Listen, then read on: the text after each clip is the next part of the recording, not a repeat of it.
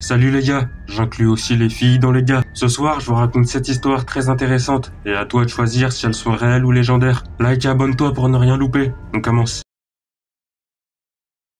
Un mystère glacial. Ce soir, je vais te parler de la barrière de Brunt. Découverte en 1915 durant l'expédition d'Ernest Shackleton, elle porte le nom de David Brunt, en raison de ses travaux révolutionnaires sur l'atmosphère, bien qu'il ne soit jamais parti en Antarctique. Concernant les caractéristiques de la barrière, elles sont impressionnantes. Elle fait 150 km de longueur pour une largeur de 100 km, et elle a plus de 200 mètres d'épaisseur. Bon, rentrons dans le vif du sujet. Si je te parle de cette barrière, ce n'est pas pour rien. Déjà en 1959, un traité va interdire à toute personne d'aller sur la barrière. Pourquoi? Sans doute à cause des gouvernements.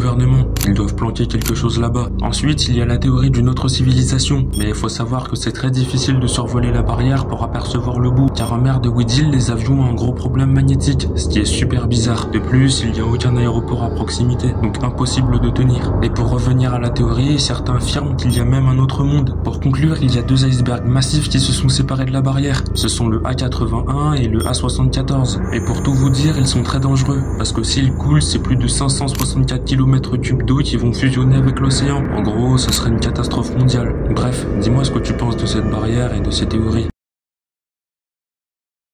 Le Dark Zoom, un avion hypersonique qui pulvérise les lois de la physique. Bon, ce que tu dois retenir, c'est qu'il dépasse Mach 9 sans faire d'effort, donc à peu près 11 113 km/h. Mais faut que tu saches que ce monstre a déjà enregistré une pointe à Mach 30, soit 37 044 km/h. Comment c'est possible? Bah déjà, il est piloté par une IA, parce qu'à une telle vitesse, l'humain serait limite désintégré. J'ajoute que les matériaux de l'avion restent inconnus, car à Mach 30, l'air autour de lui est limite du plasma, vu que la température est aux alentours de 10 000 degrés Celsius. Pour ce qui est de sa qualité de vol, c'est impeccable et dangereux à la fois. Premièrement, l'avion est totalement invisible. Aucun radar sur Terre ne peut le détecter. Deuxièmement, sa vitesse. Il peut boucler un tour du monde en 50 minutes et un Paris-Sydney en moins de 20 minutes. Pas besoin d'en dire plus. Et troisièmement, son bruit. Techniquement, à Mach 30, tu ne le verras pas dans le ciel. Mais quelques temps après, tu entendras un puissant boom avec une onde de choc qui sera assez forte. Enfin, il dispose d'un scramjet à fusion hybride en guise de moteur, ce qui fait de lui la chose la plus puissante du monde. Pour conclure, cet avion fictif peut rivaliser avec du lourd, comme l'avant-garde russe ou encore le DF-ZF chinois. Des missiles hypersoniques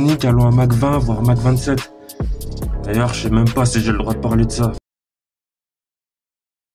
Les puces humaines. Ce soir, je vais te parler des implants sous la peau, genre RFID et NFD. En général, ce genre de puces font la taille d'un grain de riz et se mettent à l'avant du bras. À la base, ils servent à améliorer la vie de leur utilisateur, comme stocker les infos, payer sans contact, déverrouiller des portes et plein d'autres choses. Mais si je te parle de ça, c'est parce que c'est dangereux. Déjà, tu peux dire adieu à ta vie privée. Les gens qui t'ont posé l'implant pourront savoir où tu es à n'importe quel moment, ainsi que le gouvernement d'ailleurs. Ensuite, le hacking.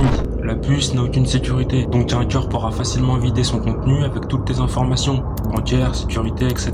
Et il y a un gros risque pour qu'on te vole ton identité. Et enfin, les conséquences physiques. Les implants sont impossibles à enlever, sauf avec une intervention chirurgicale. Ils peuvent aussi se déplacer sous la peau, et dans le pire des cas, une grosse réaction inflammatoire va se produire, car ton corps va rejeter l'objet. Pour conclure, inutile de t'expliquer toutes les théories du complot sur ces puces, mais ce genre de pratique va exploser dans les années à venir. Alors réfléchissez bien avant de passer à l'acte. Abonne-toi. Ça va être sombre. Ce soir, je vais te parler d'un endroit qui fait flipper, le BRJ Web. Dessus, tu as accès à du contenu illégal spécialisé, que ce soit des gens qui torturent d'autres gens, des jeux criminels, des mises à mort en live et plein d'autres choses interdites. Et pour y accéder, c'est qu'avec une clé spéciale que tu peux acheter sur des sites accessibles à tous. De plus, les logiciels comme Tor, VPN, I2P et Freenet ne suffiront pas, car d'après des dires, dès lors où tu te connectes au site, des gens mal intentionnés seront directement ta possession. Et imagine juste un indé qui décide de te traquer et te torturer en direct. Évidemment, il y a presque zéro information sur ce site, mais c'est un nouveau format sur la chaîne. Je vais te présenter les programmes et sites illégaux les plus sombres de l'iceberg. Alors abonne-toi.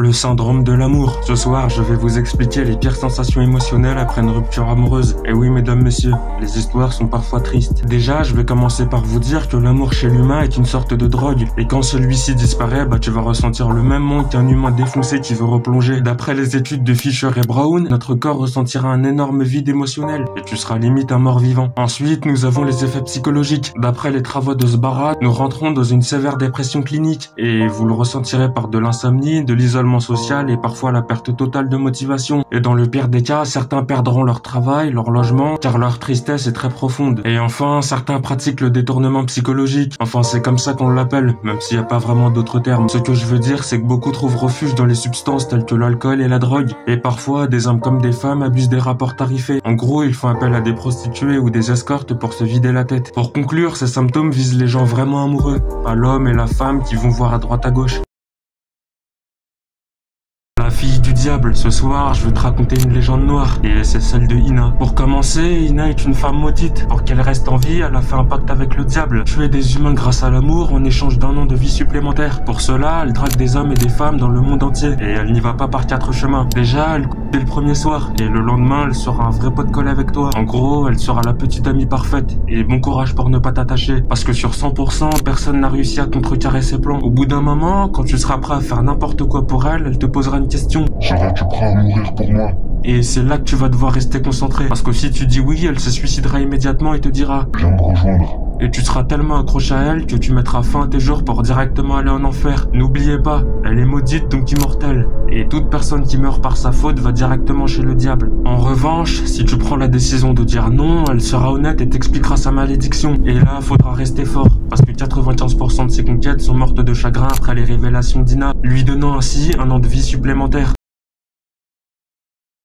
Le véhicule de l'horreur. Ce soir, je vais te parler du camion blanc. Malheureusement, j'aimerais te dire que c'est une légende inventée, mais celle-ci est bien réelle. Pour commencer, cette histoire date de plusieurs années, environ 20 ans, et elle raconte qu'une ou plusieurs camionnettes blanches font le tour de l'Europe pour kidnapper des personnes répondant à des critères spécifiques, que ce soit des enfants pour les réseaux de ou faire de l'adéno, des hommes pour leurs organes ou encore des femmes pour les vendre sur le marché noir. Pour le moment, on sait toujours pas à quoi ressemblent les gens qui conduisent le camion. Certains disent que c'est 2 hommes, d'autres une femme avec un homme, ça reste très flou. De plus, le modèle change. Parfois, ce sont des gros camions et à d'autres instants, ce sont de plus petits modèles. Mais faites très attention à vous, parce que s'ils vous chopent, vous pouvez dire au revoir au monde extérieur. Merci de ton attention, j'espère que ça t'a plu.